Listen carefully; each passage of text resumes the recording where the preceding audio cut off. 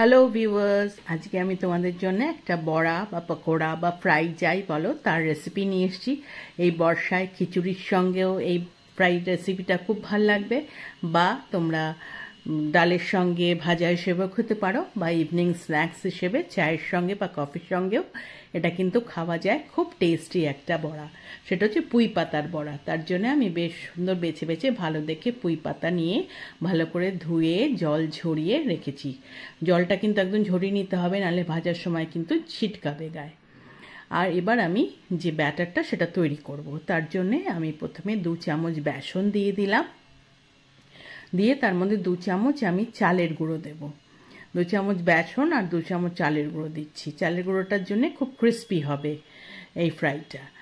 চালের গুঁড়ো দেওয়ার পরে তারপরে এর মধ্যে আমি 2 চামচ থেকে সামান্য একটু কম আমি নুন দিয়ে দিলাম, আর সামান্য কয়েক দানা চিনি আমি এর সঙ্গে দিয়ে দেব। দেওয়ার পরে তারপরে কালো জিরে আমি কিছুটা দিয়ে দিলাম।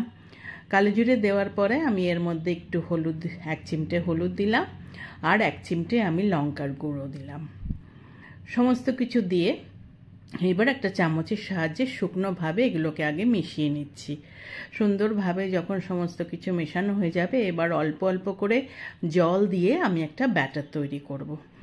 বেশি জল একবারে দেওয়া যাবে না, অল্প অল্প করে এরকম জল দিয়ে কিন্তু ব্যাটারটা গোলাতে হবে। যদি বেশি একবারে জল দিয়ে দাও তাহলে কিন্তু ব্যাটার পাতলা হয়ে যাবে, বড়াগুলো কিন্তু একদম ভালো হবে না, আর ভাজতে পারবে না, ছেড়ে যাবে। তাই অল্প অল্প করে জল দিয়ে দেখো আমি জল দিচ্ছি আর ফ্যাটাচ্ছি, এরকম করে ব্যাটারটা তৈরি করে নিতে হবে। আর এতে কি হবে, অনেকটা ফ্যাটানো যাচ্ছে, বেশ সুন্দরভাবে ফ্যাটাবে, তত কিন্তু ফ্রাইটা হবে।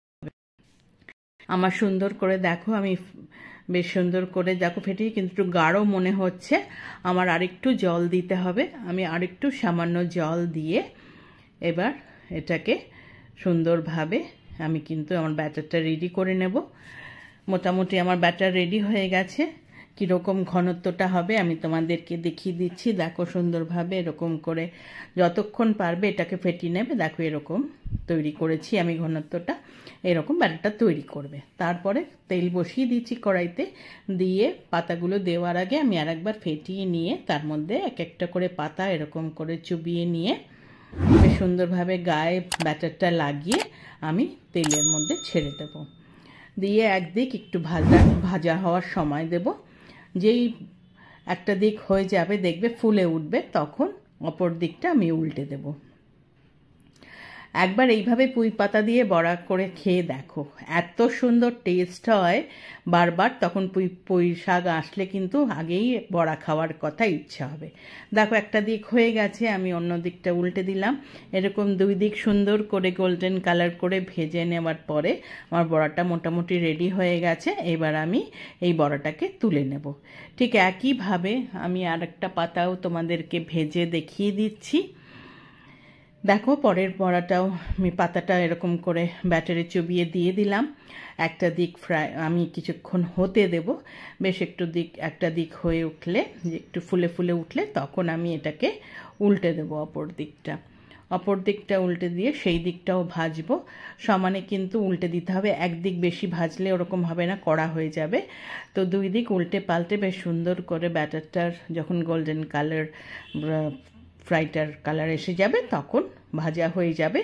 এইভাবে আমি পরের বড়াটাও তুলে নিলাম। ঠিক একই পদ্ধতিতে অন্য পাতাগুলোও আমি এক এক করে দিয়ে এইভাবে ভেজে আমি তুলে নেব। মোটামুটি এইভাবে আমি সমস্ত বড়াগুলো ভেজে নিয়েছি। দেখো আমার সমস্ত বড়াগুলো ভাজা হয়ে গেছে। এইবার আমি একটা সার্ভিং প্লেটে এগুলোকে সার্ভ করে দিচ্ছি। গরম গরম এই বড়া ভাজতে ভাজতেই কিন্তু আমার বাড়িতে শেষ হয়ে যায়, এত ভালো লাগে এই বড়াগুলো খেতে। তোমরা যারা খেয়েছো তারা তো জানোই এর টেস্ট, আর যারা খাওনি একবার এইভাবে পুঁই পাতা দিয়ে বড়া করে খেয়ে দেখো, খুব ভালো লাগে খেতে। আশা করি তোমাদের এই রেসিপিটা ভালো লেগেছে। আর যদি ভালো লেগে থাকে একটা লাইক করো, কমেন্ট করো, শেয়ার করো। যারা এখনও আমার চ্যানেলটা সাবস্ক্রাইব করোনি প্লিজ সাবস্ক্রাইব করে দিও। পাশে থাকা বেল আইকনটা প্রেস করবে, তাহলে আমার তৈরি সমস্ত রান্নার নোটিফিকেশন তোমাদের কাছে পৌঁছে যাবে। আবার নতুন নতুন রান্না নিয়ে তোমাদের কাছে আসবো। আজকে তাহলে চলি, তোমরা সকলে ভালো থেকো, টাটা।